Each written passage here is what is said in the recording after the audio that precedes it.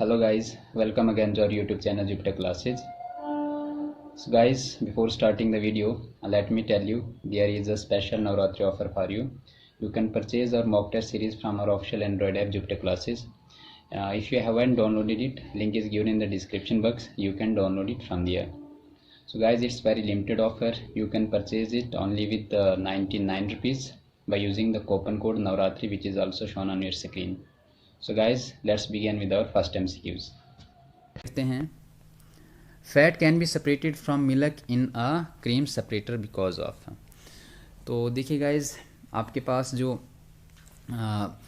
Fats होते हैं उनको मिल्क से हम कैसे सेपरेट करते हैं और वो कौन से प्रोसेस से सेपरेट होते हैं। तो पहला ऑप्शन है गाइज यहाँ पे आपके पास cohesive force, gravitational force, centrifugal force और सेंट्रीफ्यूगल फोर्स है।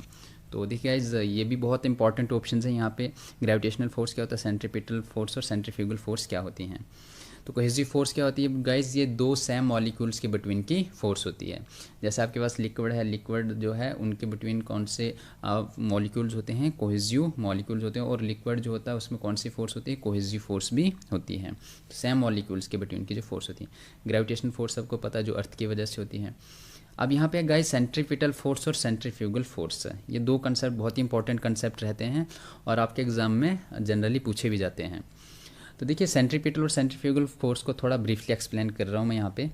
तो एक्चुअली आपके पास क्या होती है, कोई एक यहाँ पे आपके पास बॉडी होती है, तो यहाँ पे एक स्ट्रिंग है, कोई भी एक धागा ले लो, इसके साथ यहाँ पे क्या कर दो, एक ऑब्जेक्ट को आप टाइड कर दो, और कोई यहाँ पे एक पर्सन है, वो क्या कर रहा है, इसको अपने अराउंड जो है ये रोटेट करवा रहा है। ठीक है गाइज, अब देखिए यहाँ पे क्या हो रहा है कि ये जो फोर्स इस पे जो फोर्स क्रिएट हो रही है वो आपके पास कौन सी फोर्स हो रही है, सेंट्रीपिटल फोर्स हो रही है, क्योंकि ये जो है इस पाथ पे जो है फिक्स्ड ये ऑर्बिट पे रिवॉल्व कर रहा है, और जो फोर्स लग रही है वो क्या लग रही है गाइज, इनवर्ड, क्योंकि ये इसके इर्द गिर्द घूम रहा है। तो इट मीन्स इस पे जो फोर्स लग रही है वो इनवर्ड फोर्स लग रही है। अगर यहाँ पे ये गाइज इस यहाँ पे जो स्ट्रिंग की वजह से जो इस पे फोर्स क्रिएट हो रही है वो आपके पास सेंट्रीपिटल फोर्स बन रही है। अगर यहाँ पे इस स्ट्रिंग को छोड़ देता है तो ये यहाँ से क्या जाएगा, इधर के लिए आ जाएगा, क्योंकि इसकी फोर्स जो है वो आउटवर्ड है, लेकिन यहाँ पे जो स्ट्रिंग है इसको यहाँ पे टेंशन इस पे लगा हुआ है, तो इसको ये अपने इनवर्ड फोर्स क्रिएट कर रहा है। तो ये कौन सी फोर्स होती है गाइज, आपके पास सेंट्रीपिटल फोर्स होती है। देखिए, सेंटर और पिटल का मतलब होता है इनवर्ड, यानी कि इनवर्ड जो फोर्स आपके पास लगती है वो कौन सी फोर्स होती है, आपके पास सेंट्रीपिटल फोर्स होती है, और आउटवर्ड जो फोर्स लगती है वो आपके पास कौन सी फोर्स होती है गाइज, सेंट्रीफ्यूगल फोर्स होती है। जैसे मैं यहाँ पे एक और एग्जाम्पल देता हूँ गाइज आपको।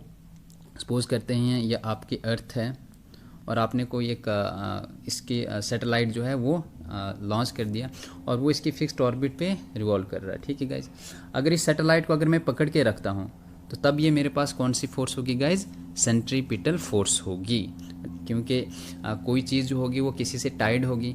बट अगर मैं यहाँ पे इसको क्या करता हूँ गाइज, इसको छोड़ देता हूँ, टाइड नहीं कर, ये किसी से भी टाइड नहीं है, लेकिन फिर भी इसकी रिवॉल्व जो है अराउंड, इसके अराउंड जो है रिवॉल्व कर रहा है, उस वक्त इस पर जो फोर्स होगी वो कौन सी फोर्स होगी, ग्रेविटेशनल फोर्स होगी। और देखिए गाइज, यहाँ पे जो है सेंट्रीफ्यूगल फोर्स इस सैटेलाइट पे कब होगी, अगर ये आउटवर्ड भी मूवमेंट कर सकता है, और यहाँ पे इस पे जो फोर्स है वो क्या, कौन सी फोर्स है, ग्रेविटेशनल फोर्स है, और ये एक फिक्स्ड ऑर्बिट पे घूम रहा है। ये तभी पॉसिबल है जब सेंट्रीफ्यूगल फोर्स किसके इक्वल होगी, सेंट्रीपिटल फोर्स के इक्वल होगी। अगर इनकी फोर्स इक्वल नहीं होगी तो इसकी जो यहाँ पे स्टेबल मूवमेंट हो रही है, वो जो मूवमेंट हो रही है वो स्टेबल नहीं होगी, एक स्टेबल ऑर्बिट पे ये रिवॉल्व नहीं करेगा। तो इन चीज़ इस फोर्स के लिए ज़रूरी है कि सेंट्रीपिटल और सेंट्रीफ्यूगल फोर्स का इक्वल रहना ज़रूरी होता है। तो सिंपल कंसेप्ट है गाइस, सेंट्रीपिटल फोर्स वो होती है जो इनवर्ड होती हैं और सेंट्रीफ्यूगल फोर्स वो होती हैं जो आउटवर्ड होती हैं। तो यहाँ पे देखिए, जब हम फैट को मिल्क से सेपरेट करते हैं क्रीम सेपरेटर से, तो वो किस वजह से होता है, सेंट्रीफ्यूगल फोर्स होता है। जैसे आप बटर जो होता है, जब आप उस कर्ड से सेपरेट करते हो तो वहाँ पे आप क्या करते हो गाइस, सेंट्रीफ्यूगेशन करता है, वहाँ पे जो फोर्स लगती है वो क्या होती है, आउटवर्ड लगती है, तभी जाके आपका जो बटर है वो कर्ड से सेपरेट हो जाता है। नेक्स्ट क्वेश्चन करते हैं guys, melting point of ice. तो देखिए, आपके पास जो आइस होता है उसका मेल्टिंग पॉइंट क्या है, तो increase with decrease of pressure, जब हम प्रेशर को इंक्रीज करेंगे क्या उसका मेल्टिंग पॉइंट जो है वो भी इंक्रीज करेगा, या फिर मेल्टिंग पॉइंट ऑफ आइस जो होता है वो डिक्रीज करता है विद इंक्रीज ऑफ प्रेशर, या इंडिपेंडेंट ऑफ प्रेशर होता है। देखिए, प्रेशर पे बहुत डिपेंड करता है, किसी चीज़ का भी जो मेल्टिंग पॉइंट हो तो प्रेशर पे डिपेंड करता है। जब हम इसका राइट आंसर यहाँ पे क्या आ जाएगा गाइस, बी ऑप्शन आ जाएगा। तो जब हम decrease with increase of pressure, तो मेल्टिंग पॉइंट किसी भी आइस का डिक्रीज करता है जब हम उस पर प्रेशर इंक्रीज करते हैं। देखिए प्रेशर जो होता है वो इन्वर्सली प्रोपोर्शनल होता है वॉल्यूम पे, तो जितना हम प्रेशर क्रिएट करेंगे उतना उसका वॉल्यूम क्या होगा गाइस, डिक्रीज होगा। ठीक है, तो प्रेशर अप्लाई करने से किसी भी ऑब्जेक्ट का वॉल्यूम डिक्रीज होता है। जैसे आपके पास बैलून में एयर होती है, जब उसको आप प्रेस करते हो तो उसका वॉल्यूम क्या हो जाता है गाइस, डिक्रीज हो जाता है, और उसमें प्रेशर इंक्रीज करने की वजह से। तो इसमें क्या होता है गाइस, जैसे आपकी आइस जो होती है जब आप उसको फ्रीज कर रहे होते हैं तो वो क्या कर जाती है, आपके पास उसका जो डेंसिटी होती है वो कम हो जाती है वाटर के कंपेयर में। तभी आप देखते हो गाइस कि आइस आपकी जो है वो वाटर पे फ्लोट करती है। वो इसी वजह से फ्लोट करती है क्योंकि जो डेंसिटी होती है आपके पास आइस की वो वाटर के कंपेरिजन में कम होती है। तो जब हम मेल्टिंग पॉइंट होता है आइस का वो डिक्रीज कब होता है, जब हम उस पर प्रेशर इंक्रीज करें। नेक्स्ट क्वेश्चन करते हैं guys, energy is continuously generated in the sun due to. तो देखिए हमारे पास जो सन है, सूरज में हमारे पास एनर्जी कंटिन्यूसली जनरेट होती है, वो किसकी वजह से होती है, न्यूक्लियर फ्यूजन, न्यूक्लियर फिशन, या रेडियो एक्टिविटी या आर्टिफिशियल रेडियो एक्टिविटी। देखिए यहाँ पे दो कंसेप्ट हैं गाइज, न्यूक्लियर फ्यूजन और न्यूक्लियर फिशन। तो फ्यूजन कब होती है गाइज, जब आपके पास दो न्यूक्लियाई आपस में क्या करते हैं गाइज, कंबाइन होते हैं, और वहाँ पे वो क्या प्रोड्यूस करते हैं, हीट एनर्जी प्रोड्यूस करते हैं। वो आपके पास क्या होता है guys, nuclear energy. Nuclear fission क्या होता है गाइज, जब आपके पास एक न्यूक्लाई ब्रेक डाउन होता है और वो क्या बनाते हैं गाइज, आपके पास दो न्यूक्लाई बनाते हैं, तो वो आपके पास होता है फिशन। फिशन का मतलब होता है टूटना, फ्यूजन का मतलब होता है फ्यूज़ होना, जुड़ जाना। तो हीट एनर्जी आपके पास कौन सी रिएक्शन प्रोड्यूस कर रही है, न्यूक्लियर फ्यूशन। तो देखिए सन में हमारे पास हीट एनर्जी कंटिन्यूसली प्रोड्यूस हो रही है, तो राइट आंसर इसके लिए क्या आ जाएगा guys, nuclear fusion. Next question करते हैं guys, hydrogen bomb is based upon the principle of. तो हाँ, जो हाइड्रोजन बम होता है गाइज आपके पास, तो वो किस प्रिंसिपल के बेस्ड पर होता है, तो वो भी आपके पास किस प्रिंसिपल के बेस्ड पे होता है गाइज, न्यूक्लियर फ्यूजन की वजह से होता है, क्योंकि फ्यूजन से आपकी हीट एनर्जी प्रोड्यूस होती है। तो हाइड्रोजन बम में भी आपके पास क्या होती है, हीट प्रोड्यूस होती है जब वो एक्सप्लोड होता है। नेक्स्ट क्वेश्चन करते हैं guys, the father of modern chemistries. तो मॉडर्न केमिस्ट्री का फादर आपके पास कौन है guys, Antonio Lavoisier. Move to the next question guys, which one is not metal. तो इनमें से हमने देखना है मेटल कौन सा नहीं है। तो मेटल जनरली आपके पास कंडक्टर होते हैं जो इलेक्ट्रिसिटी को कंडक्ट करते हैं। तो सल्फर आपके पास गैस है, नाइट्रोजन भी आपके पास गैस है, शुगर आपके पास क्या है, ये ग्लूकोज है जो आपके पास कार्बन, हाइड्रोजन और ऑक्सीजन से मिलकर बनता है। तो ग्लूकोज का फार्मूला आपके पास क्या है, C6H12O6 है। तो ये सारे आपके पास यहाँ पे क्या है गाइज, नॉन मेटल एलिमेंट्स हैं, इनसे ये बनता है। तो इसका राइट आंसर क्या आ जाएगा गाइज, ऑल। तो ये जितने भी यहाँ पे एलिमेंट हैं वो सारे नॉन मेटल हैं। नेक्स्ट क्वेश्चन करते हैं guys, radio active substance emitter.